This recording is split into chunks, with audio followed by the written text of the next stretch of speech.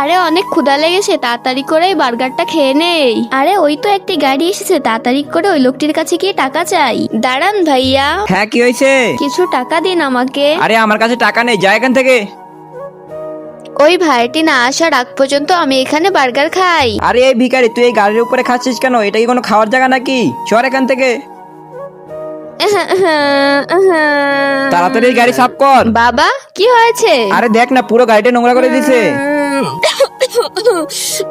এই নাও বাবু, তুমি পানি খাও। আরে তা নিয়ে ওই পুরো গাড়িটা নষ্ট করে দিছে, ওরা কেন পানি দিছো?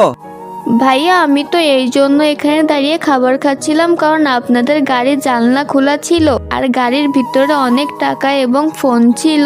আর হ্যাঁ বন্ধুরা, তোমরা কি ভিডিওটি বাংলাদেশ থেকে দেখছো না ইন্ডিয়া থেকে দেখছো? অবশ্যই কমেন্টে বলে যাও।